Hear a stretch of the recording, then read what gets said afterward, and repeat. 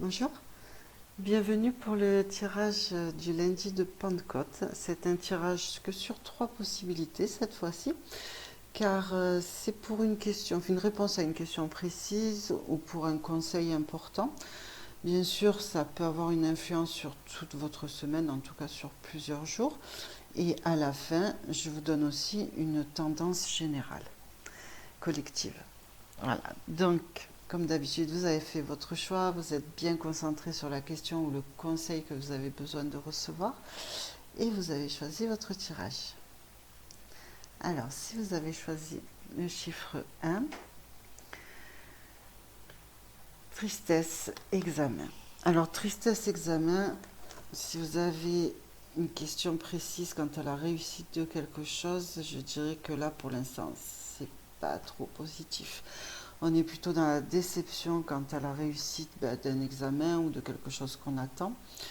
On ne va pas forcément parler d'échec, mais en tout cas pour le moment, on n'obtient pas le résultat escompté pour certaines personnes. Pour d'autres, bien sûr, ça peut être un échec ou en tout cas quelque chose qui est reporté.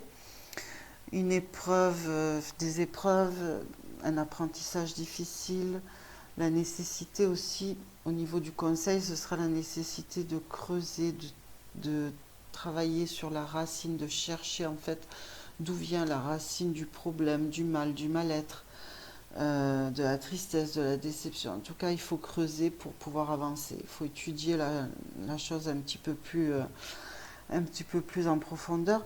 C'est aussi tout simplement si on se pose des questions par rapport à la réussite d'un examen, voilà, c'est qu'il faut travailler plus, hein, tout simplement. Le constat, il est là. Donc, sur le plan spirituel, on sera plus sur le travail sur l'ego, des défis à relever. Mais bon, voilà, c'est un passage nécessaire, obligé. Ça ne veut pas dire que par la suite, avec le temps, il n'y aura pas une réussite, mais en tout cas, pour l'instant, c'est pas gagné. Il y a quand même beaucoup de travail encore à fournir. Voilà pour le choix numéro 1 et pour le conseil. Choix numéro 2. Un choix numéro 2, par contre, nous avons la réussite et l'accusation. Alors, ça veut dire pour moi, c'est vraiment la réussite malgré les difficultés ou les obstacles que l'on veut vous mettre devant votre route. Les actions que l'on souhaite entreprendre vont porter leurs fruits.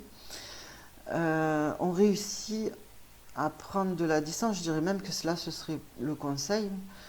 Il faut réussir à prendre de la distance nécessaire avec les événements ou les personnes qui posent problème. Donc voilà pour le choix numéro 2.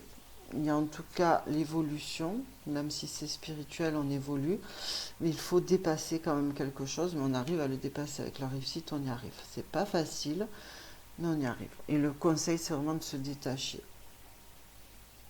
Choix numéro 3, idéal voyage. Donc là, le voyage ou le changement espéré se fait, hein, parce que le voyage c'est aussi un déplacement, mais c'est aussi un changement. On peut être aussi dans une période où on découvre des choses importantes, besoin de connaissances nouvelles, de savoir, de mouvement. En tout cas, on est vraiment dans une notion là où on a besoin que ça bouge, mais de manière idéale. C'est-à-dire que on veut un monde meilleur, on veut des changements qui amènent des choses très positives. On est vraiment dans une notion idéaliste. Donc on est sur quand même le côté spirituel, créatif, spirituel, pour quelque chose de meilleur, pour un monde meilleur. Donc au niveau de la question numéro 3, si vous êtes posé une question, c'est vraiment positif. Ça dit que le changement auquel vous aspirez va arriver.